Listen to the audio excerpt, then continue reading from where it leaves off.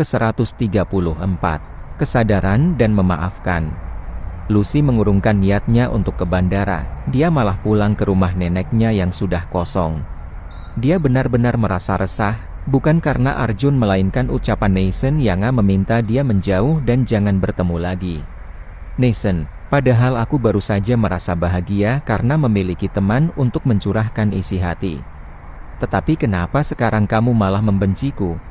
Padahal niatan aku baik, agar Ayunda tidak salah paham tentang hubungan kita. Batin Lucy. Lucy masuk ke kamar neneknya, sudah agak berdebu karena memang cukup lama tidak ditempati. Lucy yang biasanya sangat mencintai kebersihan tetapi dia mengambil bingkai foto dirinya saat masih kecil bersama neneknya. Nek, apakah di dunia ini aku diciptakan memang untuk sendirian? Aku hanya butuh sosok orang yang tulus padaku, sekedar menjadi teman. Gumam Lucy meneteskan air mata. Kini baginya cinta merupakan hal yang mewah, walau dengan kecantikan dan kekayaan dia bisa mendapatkan pacar atau teman, tetapi semua itu tidak akan menjamin pada sebuah ketulusan. Sejak kecil aku sudah tinggal di sini, dan sekarang jika tinggal di tempat lain aku merasa tidak nyaman. Apa aku di sini saja? Lagian sama-sama sendiri, jika di sini aku merasa nenek masih menemani aku. Gumam Lucy yang sekuat hati tidak ingin menangis lagi. Tiba-tiba ponselnya berbunyi, ada panggilan dari papanya yang saat ini berada di China. Tumben papa telepon, ada apa? Maaf karena akhir-akhir ini papa sibuk. Oh iya, katanya kamu sedang di Indonesia ya? Bukannya setiap saat papa memang selalu sibuk ya? Iya aku sedang di Indonesia. Kapan kamu kembali ke Korea? Kalau bisa ditunda dulu. Papa sangat ingin menemuimu. Papa kangen kamu sekalian. Papa mau mengenalkan mama tirimu. Dia baik kok, jadi papa yakin kamu akan menyukainya juga. Iya deh, aku memang belum berencana kembali ke Korea. Serius? Kalau begitu besok pagi papa akan langsung naik pesawat ke Indonesia. Iya, Pa, aku mau istirahat dulu. Aku tutup teleponnya. Lucy mengembuskan napas berat. Walau dalam hati masih merasa agak kesal pada papanya, tetapi dia yang kini sudah bisa berpikir dewasa. Lucy tidak mau bertingkah seperti anak kecil, lagian dia mulai sadar jika urusan orang dewasa itu rumit. Daripada bengong lebih baik aku bersihkan tempat ini saja deh. Aku tidak mau banyak berpikir yang pada akhirnya menghalangi aku untuk hidup bahagia. Lucy ingin merubah hidupnya yang terlanjur berantakan. Dia yakin kebahagiaan suatu saat bisa diraihnya jika dia bisa berdamai pada dirinya sendiri dan melupakan semua amarah.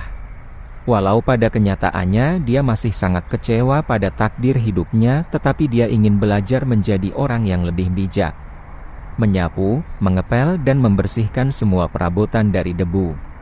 Bahkan bunga kering di taman depan rumah juga dicabut, kemudian menyirami yang masih hidup. Seperti hidupku, kisah yang pedih dilupakan kemudian menyirami dengan hal-hal positif, setelah itu akan tumbuh kebahagiaan dan keindahan. Gumam Lucy pada dirinya sendiri. Setelah pukul 2 sore semua baru selesai, baru kali ini dirinya melakukan tugas yang paling dibencinya. Siapa sangka justru hal ini bisa membuat dirinya melupakan amarahnya. Melihat rumah yang kembali bersih dengan jerih payah sendiri membuat Lucy tersenyum senang. Aku lapar, tapi aku tidak nafsu makan nasi. Apa sebaiknya aku beli mie instan saja ya? Gumam Lucy pada dirinya sendiri. Nathan merenung di sebuah lapangan sepak bola seorang diri. Dia duduk di bawah pohon rindang. Walau matanya menatap ke arah anak-anak remaja yang tengah berlarian bermain sepak bola, tetapi pikirannya melayang jauh. Nathan mulai mengambil rokok di saku kemejanya. Secara perlahan dia mulai menghisapnya, tetapi tiba-tiba dia seakan mendengar suara Lucy. Kamu juga harus jaga kesehatan, Nathan. Suara itu seolah nyata. Dia segera menoleh, tetapi sayangnya tidak ada siapa-siapa di sampingnya. Nathan yang baru kali ini ingin mencoba merokok langsung mencolokkan ujung rokok yang menyala ke tanah biar apinya mati. Kenapa aku malah teringat terus dengan Lucy?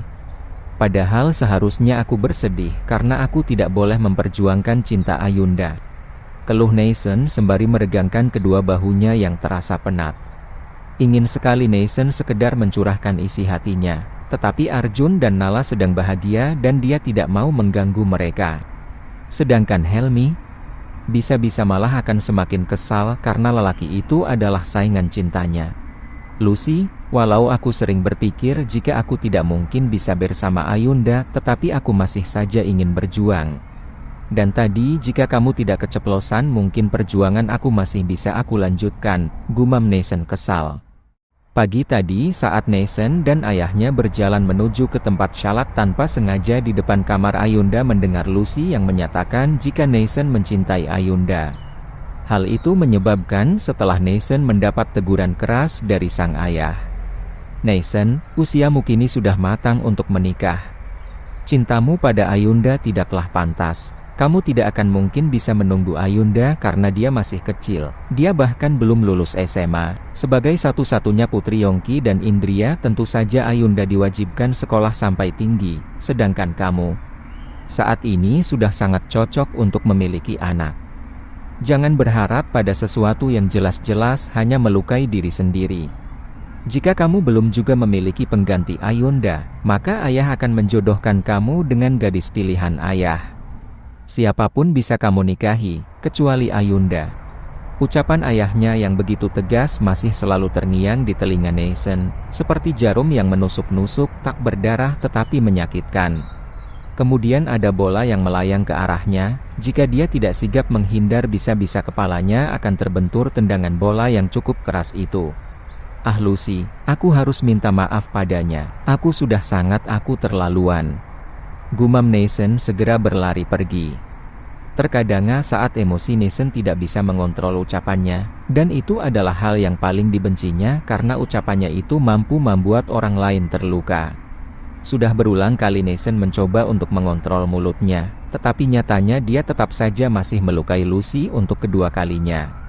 Sudah jam segini, pastinya Lucy sedang di perjalanan menuju Korea.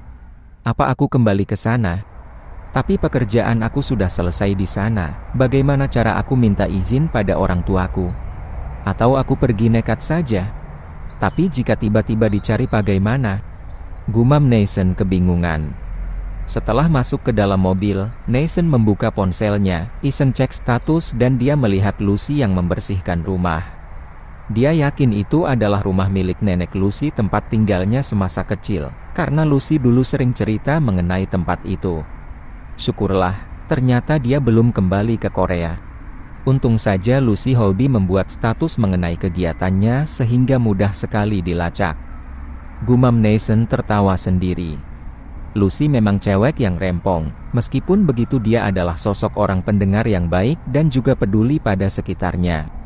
Neisen tiba-tiba berpikir, daripada dia menikah dengan gadis pilihan ayahnya, dia mending menikah dengan Lucy. Setidaknya dia merasa nyaman daripada memaksa untuk mencintai gadis lain. Neisen mencoba untuk menelpon Lucy tapi tidak diangkat, dia pun nekat menelpon Arjun. Mau tak mau Neisen harus menceritakan kenapa mencari Lucy, karena jika tidak Arjun tidak sudi memberikan alamatnya. Ah, Arjun sialan. Gumam Neisen dalam hati, karena saat cintanya pada Ayunda terpupus malah sahabat sekaligus adik iparnya itu tertawa ngakak. Arjun saja begini, bagaimana dengan Helmi nanti? Batin Neisen semakin kesal. Butuh waktu beberapa jam untuk sampai ke rumah Lucy, tetapi setibanya di sana rumah kosong. Kok rumahnya kosong sih? Bukannya ini rumahnya ya? Atau Arjun memberikan alamat yang salah? Ujar Neisen gelisah. Dia pun jongkok sambil mengurek-ngurek rumput Jepang menggunakan jarinya, tidak tahu lagi harus bagaimana. Pikirannya buntu dan perasaannya kacau. Sampai dia melihat ada bayangan dan berdiri di depannya. Neisen mendongakkan kepalanya ke atas, begitu dia melihat Lucy lelaki tampan itu langsung menangis. Neisen, ngapain kamu kemari? Dan, menangis? Pekik Lucy tak kalah kaget. Aku kelaparan, tadi pagi hanya makan beberapa sendok dan sampai sekarang belum makan sama sekali. Rengek Neisen memelas. Yuk masuk, aku mau membuat mie instan. Ajak Lucy mencoba tenang. Akan tetapi dengan sikap Lucy yang santai seperti itu justru Nathan merasa takut. Sebab biasanya ketika marah atau kecewa Lucy akan menangis histeris seperti anak kecil. Nathan membuntuti Nathan dari belakang dan menarik lengan bajunya Lucy. "Ada apa?" tanya Lucy menoleh ke belakang. Nathan menundukkan kepalanya. Dia merasa takut untuk meminta maaf. "Ada apa? Mau minta maaf?" sela Lucy setengah mengejek. "Ah iya, aku minta maaf ya, tadi pagi aku emosi. Aku emosi pada diriku sendiri karena tidak mau menerima kenyataan. Dan aku lebih konyol lagi karena sudah menjadikan kamu sebagai pelampiasan amarahku," ucap Nathan. "Sudahlah, aku tahu bagaimana perasaanmu. Ketika sedang dalam hati yang terluka memang kita tidak bisa berpikir rasional, lagian aku memang salah seharusnya tidak keceplosan jadi aku tidak akan merusak strategimu," jawab Lucy mencoba lebih bijak. "Tapi seharusnya aku yang berterima kasih. Dengan begini aku kedepannya bisa melakukan sesuatu yang lebih baik lagi. Jadi aku tidak akan terjebak pada harapan semu," balas Nathan. "Kalau begitu kamu yang buat Mia, sebagai ucapan maaf dan terima kasihmu. Aku sangat lelah sekali, nanti kalau sudah matang bangunkan aku ya.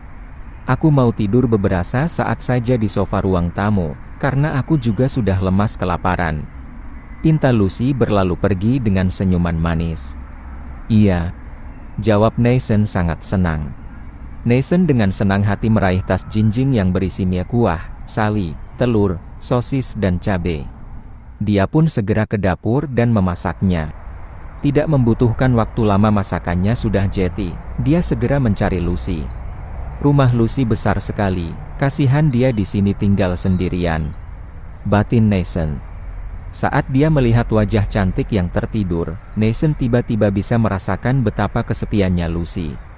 Ingin rasanya dia membelai rambut panjang itu, tetapi dia segera mencubit pipinya agar jangan sampai terlena.